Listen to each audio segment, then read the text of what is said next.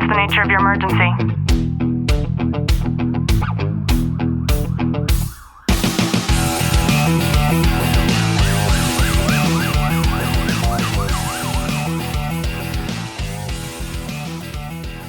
Good morning, police, fire, military, and families, and to everybody who is listening in on the Tactical Living podcast. Sorry we're late. We had some connection issues with Facebook. Good morning, good morning. Good morning, darling. Your bed and your dogs are here waiting for you. And then, of course, I am too. So as you guys are listening to this, if you have ever had those moments in your life to where you wish that you could just like snap into things, today's guest is going to teach us a method for us to be able to do that. And it doesn't matter if it's because you're getting ready to go into an anxious situation or because you're super groggy and tired.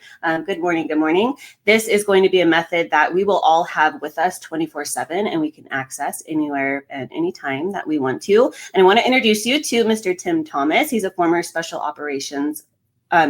Forces operator, and he also runs one of Australia's most impactful recovery programs. He just showed me this picture. I know, Clint, you're excited. He just showed me, he held up a stuffed animal because I was asking him about animals as we were trying to get connected to this. And Tim, thank you so much for coming onto our show and spending time with us this morning for us, late at night for you.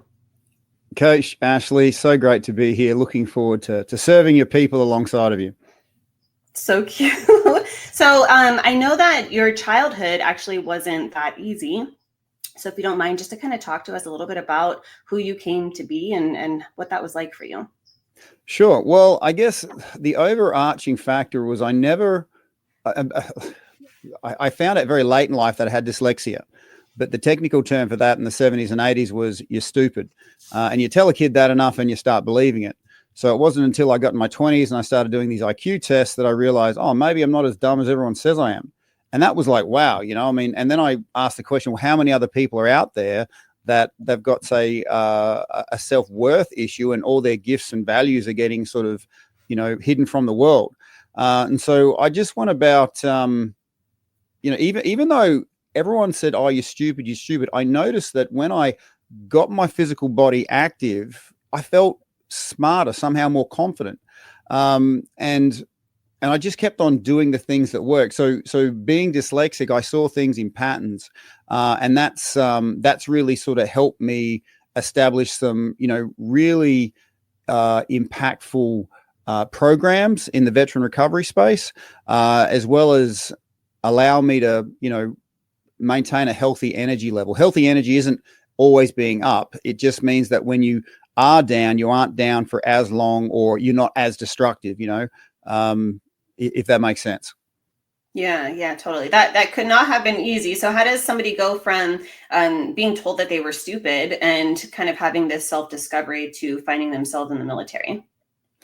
Well, what I discovered is that the pattern I saw happening again and again is that our energy is like money. How you invest it is how you get it back. And each and every one of us has a very unique energy signature. You're made uniquely, and you've got a thing that you invest your energy into that you get a massive return from. And it's like I said, it's different from person to person. Some people, they play guitar, they put $10 worth of energy into a guitar, and then they get $1,000 back from that. Mine was sort of pushing myself physically and also going towards things that kind of scared me. Where I grew up on the west coast of South Australia, there was great white sharks. That's where all the big ones are. And so I grew up terrified of that. But then as I started sort of swimming in the water more and more, it showed me that there's a whole world out there beyond my own fears.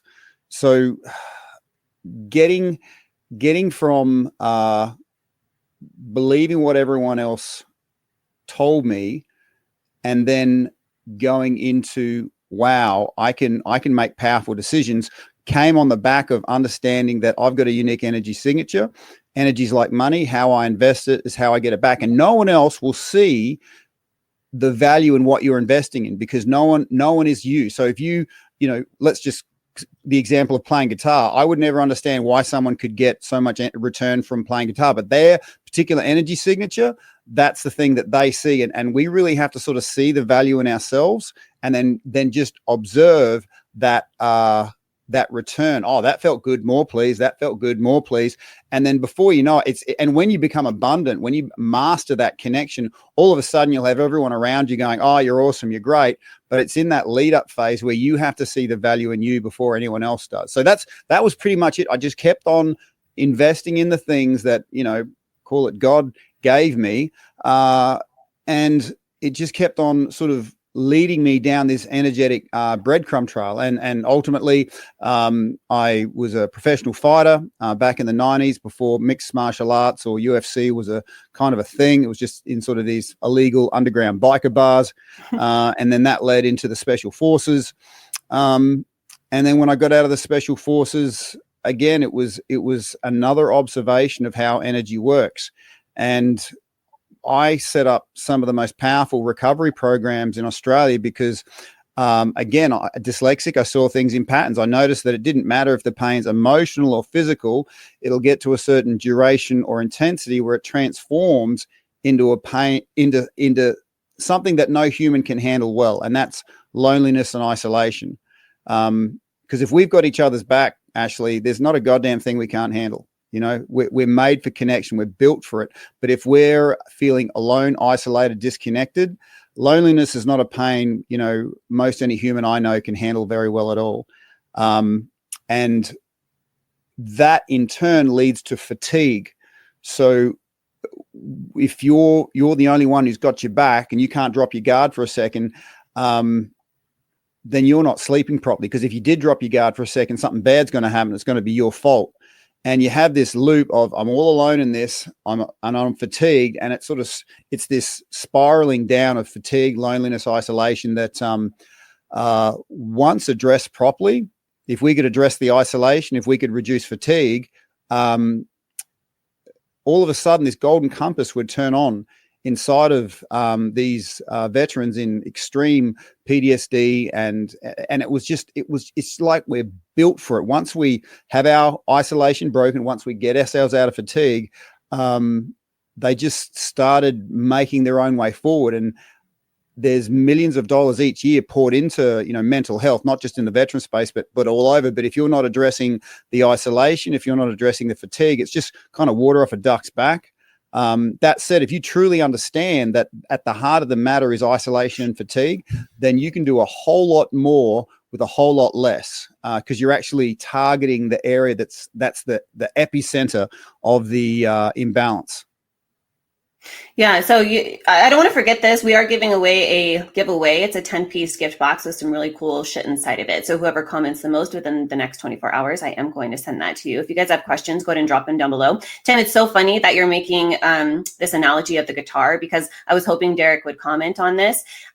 Derek is inside of our group. He randomly just started sending me all of these videos of him playing the guitar. And it's like one of those private things, like you were saying. And within the last year or so, he now has his own studio that he's built. He owns like 20 guitars at this point, and like that's his vice, right? So like that's his thing. So it's really cool to hear you explain how we have something like that in private that eventually manifests into something that everybody else can also notice. So I thought that was such a cool nothing happens by mistake. So I'm glad that Derek, you commented on that.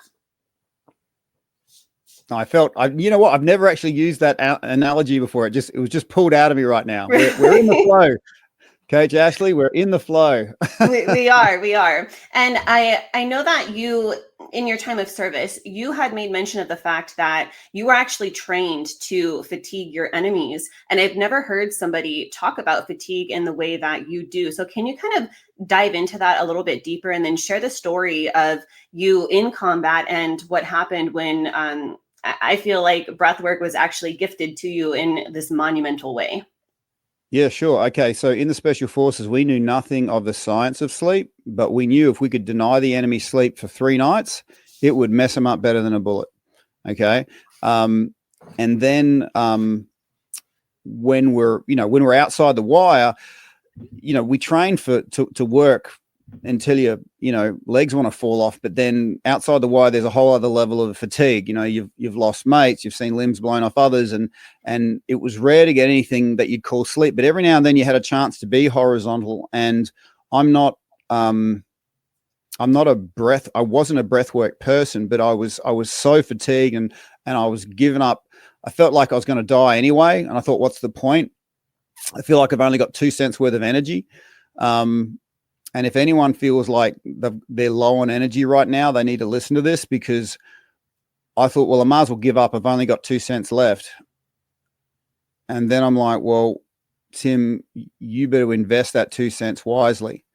So instead of going horizontal and just trying to sleep, I would, when I lay down, breathe into my left thumb. So when we get shown how to take up a sight picture on a rifle, you get told to take a deep breath in, let it out slow, hold, squeeze the trigger. So I would focus on my non-dominant hand on my left thumb, and I'd like trying to breathe into the tip of my thumb, and I would eventually, it's like my thumb would turn into white light. Okay. And then I'd breathe into my pointer finger until that turned into white light, into my index finger, my ring finger, my pinky, into my hand, and I pulled it through my whole body. And I woke up and I had like 20 cents worth of energy. I'm like, oh, there's something going on here. And so, the next chance I had, I took that 20 cents, invested it, I got $1. And then before I knew it, I got to this place of abundance where I'm like, you know what, I'm good to go. And I started doing, there was no gym out there, but you do some push-ups and lift an ammo tin. But then I got to the point where it doesn't matter how good I am, I'm in a team. And if my team's having a bad day, I'm having a bad day.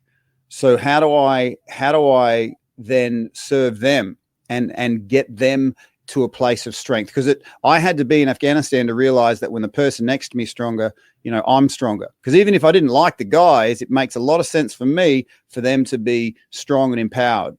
What was the alternative? Cranky, weak, and then when the bullets come in, we're not a unified force, So in that moment, I discovered breathwork. I didn't know what it was, but I just knew there was this thing that worked.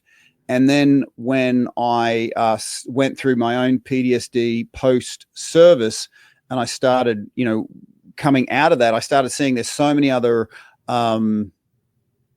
veterans in the space of getting through something and getting stuck. And, the first thing that happens if you say you need help to a doctor is they throw a pharmacy at you. So I lost 6 years of my life to pills, and that's not uncommon. I didn't know that breath work, your own lungs, they can alkalize your neural pathways. They can kick out the negative crap that you've got in your head. They can bring healing to your physical body. I don't have a lot of cartilage left in my lower back from carrying heavy shit, but breath work, I just noticed, kept on bringing my pain scales down. And then I find out that, it's anti-inflammatory. And I'm really passionate about this sort of stuff, Coach Ashley, because because it wasn't until I had a chronic injury that I realized we're not in an age of information. We're in an age of marketing. First 6 pages of Google are marketers. So when I'm hurting and I'm like, I really need a solution, marketers are really good at saying, hey, here's soup, man. It'll fly in, solve all your problems. Just give us your money and take a pill. And you're like, oh, that sounds perfect. Shut up and take my money. But nobody tells you about the free, powerful options underneath your own skin. And it's my vision, Ashley, that everybody starts discovering that it's not a set of lungs we own. It's a medicine cabinet with a lot of different shelves. You breathe a certain way, you can elicit a certain response, whether it's to, get ready for action or to decompress at the end of the day. And once you connect to that power, I'm a fan of making people physically sovereign, having them discover just how amazing what they have underneath their own skin actually is. Because I do believe that there's a whole economy based on us not knowing our sovereign power. Oh, I don't have any energy. Oh, I need a coffee, an energy drink. Oh, I can't calm my mind. I'll buy a pill. There are so many ways to create balance and remove blockages, underneath our own skin, but you don't hear about this sort of stuff because essentially, there's no money to be made from that. Yeah. So you hit on so many things that I'm like, beaming because I'm so excited about it because I know what it feels like. Once I get in the role, just go, stop. No, you're fine. And Yeah, mental mindset. That's absolutely right. So the first time that I was introduced to breath work, I went to a session that was way advanced. Like I should not have attended this session. My husband and I both did. And it was an hour long. And this was such a hardcore experience. I've never been high before, but I would imagine that this is way better than any other high. And going through an experience like that, you guys, like the music was very powerful. Our guided session was so powerful. We're all laying on the floor with a bunch of strangers. People had like tears coming out and snot coming out, and holotropic. You have this like crab thing that happens to your feet and to your hands, and you eventually get to this place to where it's remarkable to see what your body is capable of when you're trained and understand the process. And this week I was listening to a conversation that was taking place inside of our Facebook group, and somebody was saying that they had a really difficult time being able to calm their mind while they were going to sleep. And, Mr. Tim Thomas, breathwork in bed, I thought that maybe it might be something beneficial if you could just explain to Tim, who had no idea what breathwork was, what breathwork is, and then maybe you can provide us with a tool on how we can navigate just a silent session on our own whenever we might need to. Yep. Well, my word to everyone here is by the end of this, you'll learn how to, in 3 breaths, completely calm your body and mind. Okay. But the thing is, they're 3 proper breaths. And I'll start with from the get-go. Breath work, breathing is easy, but most of our lives, we haven't been breathing it. It's our oldest habit. So there's a certain way of doing it that we've always done. So to do anything new, it takes a little bit of, discipline, a little bit of practice, but done right, it always feels good. Okay. Now, the reason why breath work is so powerful, Ashley, is that think of us as evolved human beings. Okay. Before we were sentient and putting paintings on rock walls, we were breathing. Before we were speaking, we were breathing. And this deep ancient wiring lives inside of us, and it actually outranks our thinking mind and our words. So I would, offer that experience you had, that probably it sounds like holotropic breath work, and that's kind of like dynamite. And if you weren't properly braced, I can imagine how confronting that would have been. But that would have given you an experience that words could not properly express, because we were breathing before we were speaking, and because this old ancient wiring outranks our brain, you breathe to a certain point and you'll kick out all that crap that's in your head. Now, breath work is super powerful, but you have to understand how your brain works. Your mind's like a garden. Whatever you water grows. And for years, I was watering the weeds of stress, right? And those weeds of stress, they grow and grow and grow until eyeballs pop out of them, and they actually become sentient. They become very aware of the things that you do that feed them, and they become aware of the things that you do that starve them. A small example of this is before you do some form of exercise, there's a part of you going, no, let's not do this now. Let's do this later. Okay. Because that's the disempowered parts of your head, knowing that when you do your exercise, you're going to be powerful, and they get kicked out. Okay. So if you want to times that by 1,000, if you've been in a state of stress and your stress weeds have become sentient, then you will find resistance to doing things that kick them out. And breath work is something that actually kicks them out. That said, you really only need to do breath work for a couple of minutes for the effect to actually take place. And when you actually kick those stress weeds out, the rest of your brain is like, thank goodness you kicked them out. Keep doing it. This is working. We love you. So it works powerfully, and it works every time. It's natural. It's immediate. It just needs to be treated like a medicine, in the way that if let's say you've got a headache and you want to take a Panadol, you don't just lick a Panadol and put it back down. You need to take, 1 or 2 500 mg tablets for it to actually take effect. And so it is with breath work. So, to get the medicinal dose, I'm a firm believer in having a guided experience, and it's a very different experience for breath work going to sleep, and then getting out of bed in the morning. It's another different experience. A fun fact for everybody here. Everyone, if it's audio, you can't see it, but my nose, everyone's noses, the Chinese for thousands of years have called this Heaven's Gate. Okay. And recently, scientists have found, depending on which nostril you breathe through, stimulates your fight or flight or your rest to digest. Okay, so at night times, or if you want to calm yourself, if you grab your right thumb, cover your right nostril and breathe through your left nostril, that stimulates your PNS, parasympathetic nervous system, rest and digest, time to decompress, time to relax, time to step down. But if you want to fire up and get going, say in the mornings, left thumb, left nostril, right nose. And this is free control of energy, your ability to alter your own state. And the other fun thing about your nose is our body responds very positively to nitric oxide. It improves heart health, lung health, brain health, mood and function. And we generate nitric oxide only through our nasal inhale. Okay, so you don't generate nitric oxide by mouth breathing. Okay, and if you've ever seen somebody going shallow breathing, they're about to freak out, right?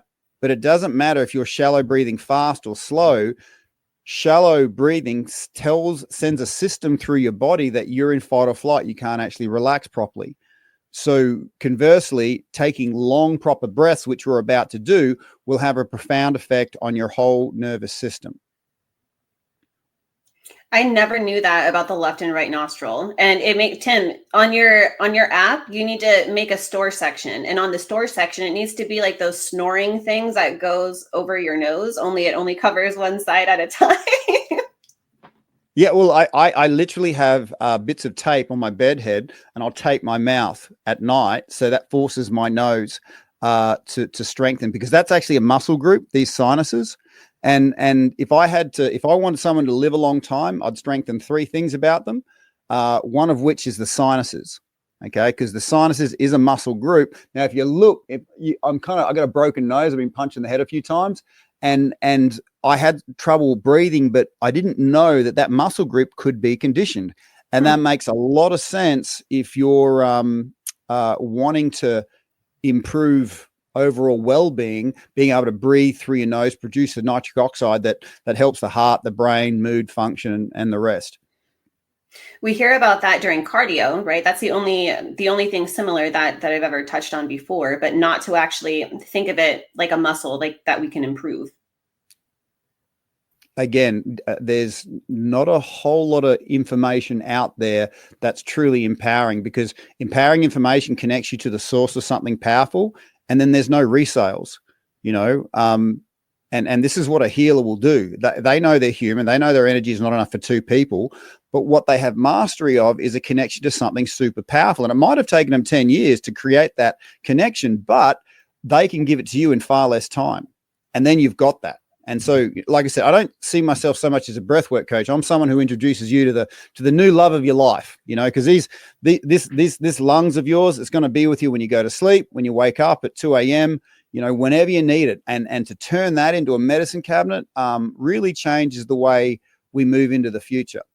And I'm happy to show you what we need to now if you're ready. Yeah, let's go, Tim. I don't want to forget to ask you how somebody can download your app and get a hold of you more. You have tons of free content that you just give away to people. So how can people get a hold of that? Okay, well, if anyone's got a phone, you just open your app store, look up 3 words: Breathwork in bed. Now, it'll ask you 2 really simple but powerful questions: when you want to sleep, when you want to wake up. And then we take care of the rest with notifications that fall out of your phone when you need it, because people are already busy enough and they don't want another hack that they have to remember and hold on to. But if you can just tell this little app when you want to sleep, when you want to wake up, and you just tap that notification and press play, then you'll have it falling out of your phone. And it's a case of, oh, that felt good, more please. Because I can't do what you do or your listeners do, but if I can improve the quality of your sleep naturally and immediately with breath work, then you're going to be bringing your gifts into the world. And I've got a real heart for people who have a heart for service, because I've noticed that you give again, observation of energy here. You give someone with a heart of service a cup of energy, they naturally turn it into 100. So I'm super pumped to give people access to the peace that they often fight for, but don't get access to. And when they start, putting their hand up saying, I don't have peace in my life, they'll often have pills thrown at them, which happened to me. So all we're going to do right now for the breathwork technique is you're in a supportive chair. You don't, I ideally don't be sort of multitasking as you do this. And to start with, we're just going to breathe in. And if you're driving, then pull over. Yes, this is something you watch later. I'll give Ashley some links and all that you can follow up on. But simply breathe in and out. Okay, now if you did that, congratulations, you're on the first step to integration because you're becoming aware of your breath. Conscious breathing. Okay, because for me, mental health isn't a mental problem, it's a physical disconnect problem. When I'm so focused on the threat that's out there, I disconnect from my own body. I can have all sorts of crazy crap happening here and I'm completely unaware of it. So being aware of your breath is the first step in coming back home. So what we're going to do now is breathe in and then breathe in again and again and again and again and again. All right, so breathe in more. Hold it, move your shoulders, wriggle it around. Let it open up, and if it feels good, let it out with a sigh. All right. Now, did you notice a little bit of extra space opening up in your top third of your lungs when you breathe in again and again? All right. Now, I'm going to show you something about your body you never knew. I get a lot of joy from showing people just how amazing their body is. You didn't know this, Ashley, but your 2 fingers and thumb, it's actually a power button, okay? And when you pinch that together really hard, you'll boost your inhale. Okay, so for the sake of giving it a name, when you breathed in and out, that was your primary inhale. When you breathe in again and again, that was your secondary inhale, because when you breathed it up to here. So what we're going to do right now, Ashley, is we're going to blow it out, breathe into our primary, and when it gets to our secondary, this again and again and again inhale, we're going to hit our power buttons as hard as we can. All right. So with your power buttons ready, just blow it out, shake it out, blow it out, shake it out, out further. Start breathing in, then hit those turbo buttons. Open. Feel that chest opening, wriggle those shoulders, feel that chest opening. And if it feels good, let it out with a sigh. Too much caffeine. I felt that one. Now, caffeine can make you a little lightheaded. And hot tip, if you want to triple the benefit of your morning coffee, wait 90 minutes after first becoming conscious. The first 90 minutes, your body is purging sleep chemicals. If you take a coffee within the first 90 minutes, you'll stop that purge of sleep chemicals. And that's why after an hour or two having a coffee, you'll sort of slump again and people need another coffee. But if you wait 90 minutes and hydrate and take salt and water to start with, you will give the coffee something to work with when you take it, and you won't have those sleep chemicals in you.